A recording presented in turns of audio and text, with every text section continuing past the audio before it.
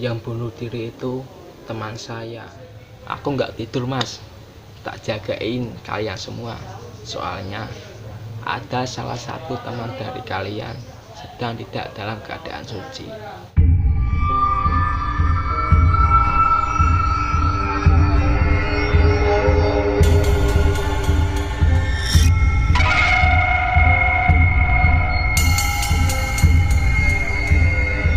Ya, assalamualaikum warahmatullahi wabarakatuh. Kembali dengan saya di channel Ridwan Story.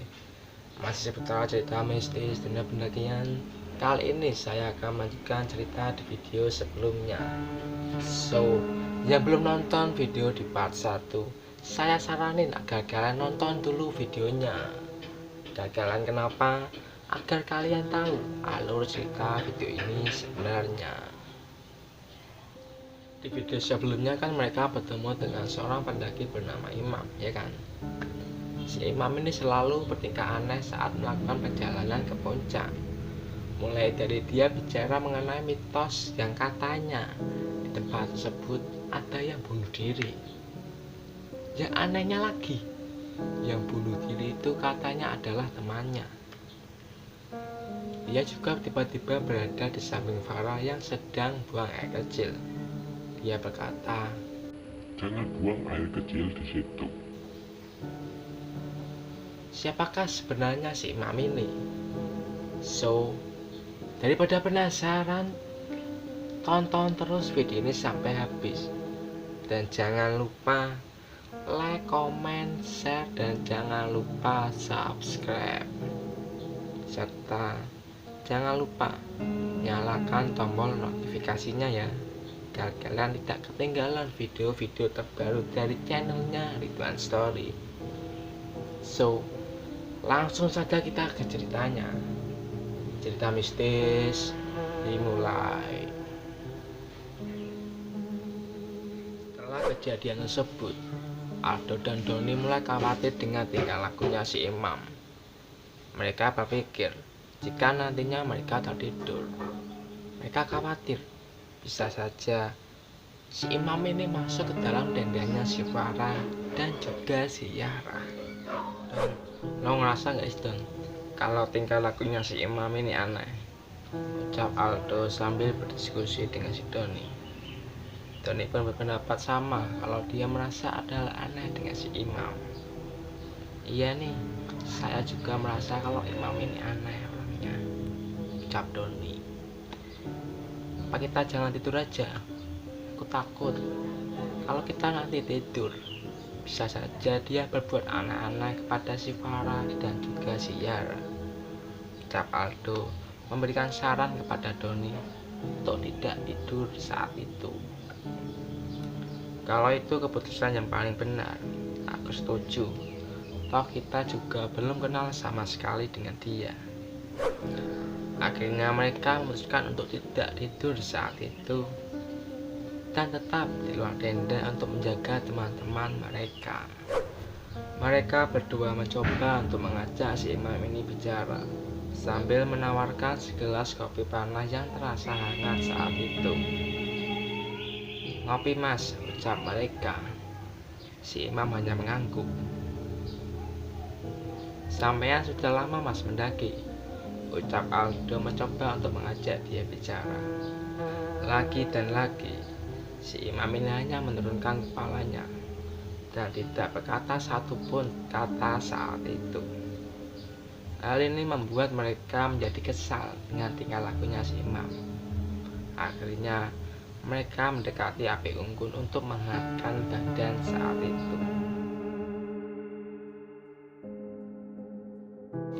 Tapi apalah daya, dalam kondisi badan yang sedang kecapean dan juga kedinginan, akhirnya mereka tertidur. Waktu pun berlalu. Saat matahari sedang malu-malu menampakkan wujudnya, mereka terbangun dari tidurnya. Pemandangan yang sangat indah waktu itu berhasil mengalahkan rasa ngantuk mereka. Sungguh pemandangan yang sangat indah. Tanpa memikirkan di mana keberadaan si Imam, setelah melihat fenomena yang sangat indah saat itu, mereka pun melanjutkan untuk istirahat. Karena pada waktu itu badan mereka merasa sangat lelah sekali.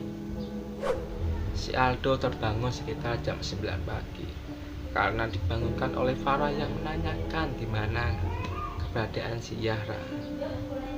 Sontak Aldo membangunkan Doni dan mengajak mencari Imam dan juga si Zahra. Kenapa mereka juga mencari si Imam? Karena pada waktu itu bersamaan hilangnya si Zahra, si Imam juga tidak ada. Doni yang awalnya tidak mau ikut membantu, akhirnya mau setelah dipaksa oleh Aldo. Karena bagaimanapun juga Imam juga menjadi tanggung jawab mereka. Apalagi dengan Zahra, jika sampai terjadi apa-apa, mungkin mereka akan menyesal seumur hidup. Setelah mondar-mandir keliling puncak, mereka belum juga bertemu dengan Imam dan Zahra. Dan akhirnya mereka mencoba untuk bertanya kepada pendaki lain tentang keberadaan mereka. "Permisi mas, mas mau tanya nih," ucap si Aldo kepada rombongan pendaki tersebut. "Iya mas, ada apa?" "Masnya lihat kedua teman saya nggak? Satu cowok dan satu cewek. Mereka tiba-tiba menghilang mas, entah kemana. Siapa tahu masnya pernah melihat atau tahu keberadaan mereka," tanya Aldo. "Hah? Bukannya kalian berempat ya? Saya lihat kalian cuma berempat kok." Mendengar jawaban mereka, mereka sontak kaget dan lemas seketika. Bahwa setahu mereka cuma berempat, tidak berlima. Pikirannya si Aldo waktu itu sudah pasrah, takut campur jadi satu. Kalau memang si Imam ini setan, Zahra pasti dibawa ke alam lain, pikir dia dengan pasrahnya. Di sela-sela Farah yang terus menangis, mereka mencoba untuk bertanya kepada pendaki lain tentang keberadaan mereka. Rata-rata semua sama. Mereka menjawab bahwa mereka cuma berempat, tidak berlima. Saking tidak percayanya, mereka mencoba untuk menjelaskan secara detail. Tapi apalah daya, jawaban mereka tetap sama, bahwa mereka cuma berempat, tidak berlima. Lalu siapakah si Imam? Lo masih ingat kan saat si Farah menjerit, yang tiba-tiba Imam di sampingnya? Kata pendaki lain, tidak ada Imam saat itu. Di tengah-tengah rasa keputusasaan mereka, si Aldo mencoba untuk menghampiri Farah karena dia paling dekat dengan Zahra. Mencoba untuk bertanya detail hilangnya Zahra. Barangkali kemarin si Zahra ini ngomong hal aneh atau semacamnya. Tadi pagi habis lihat sunrise, aku langsung diajak tidur lagi sama Zahra. Dia nggak bilang apa-apa, cuma bilang badanku agak lemas, kurang tidur, tutur Farah di sela-sela tangisannya yang semakin kencang. "Itu tapi tas sama barang-barangnya masih ada nggak?" ucap Aldo. "Nggak ada," ucap Farah sambil melihat barang-barang Zahra yang tidak ada saat itu. "Wah, ini pasti dia sudah turun," pikir Aldo dengan pasrahnya. Ya mungkin cuma itu kali ya harapan terbaik mereka waktu itu. Meskipun kemungkinannya sangat kecil, tapi mereka tetap berharap bahwa dia sudah turun duluan. Akhirnya mereka putuskan untuk langsung turun seketika waktu itu. Di perjalanan turun, mereka semua cuma diam. Perasaan sudah tidak karuan, pikirannya menjadi kemana-mana. Mereka terus berpikir, apa yang akan mereka katakan kepada keluarganya si Zahra jika benar-benar Zahra tidak ditemukan. Sekitar jam 12 siang, akhirnya mereka sampai di pos peristirahatan. Dan betapa kagetnya mereka. Mereka melihat si Zahra ini dengan santainya sedang tiduran di samping batu di pos tersebut. Sontak, mereka langsung menghampiri dan memarahinya. "Hei kampret, mau apa? Kita semua cariin lu malah asik tiduran di sini," sahut Doni dengan nada emosinya. "Iya, kamu tega. Kita semua cariin lu. Kau tangis terus nih. Anjir, takut lu dibawa setan," ucap Farah sambil memeluk Zahra. Yara dengan wajah kebingungan coba bertanya balik kepada mereka tentang apa yang sebenarnya terjadi. Lu maksudnya gimana? Kan kita turun sama-sama. Nah kata lu, aku suruh tunggu di sini, jawab Sarah kebingungan sambil menunjuk ke arah Doni. Kata siapa? Orang lu udah gak ada dari tadi pagi, sahut Doni. Iya kan tadi pagi lu bangunin gua, terus ajak gua turun, katanya keburu panas. Gimana sih? Jawab Sarah coba menjelaskan keadaannya. Jadi menurut lu turun dengan kita, Ibu Doni. Lah mau sama siapa lagi? Aneh kalian. Terus Imam mana? Sahut Doni. Lo kan dia sama kamu dari tadi, jawab Yara. Merasa ada yang ganjil, tanpa banyak omong lagi, mereka langsung turun seketika. Di perjalanan, si Yara terus bertanya kepada mereka tentang apa yang sebenarnya terjadi. Mereka semua penasaran tentang siapa sebenarnya si Imam ini. Sesampainya di pos pendaftaran, semua shock dan kaget termasuk si Yara.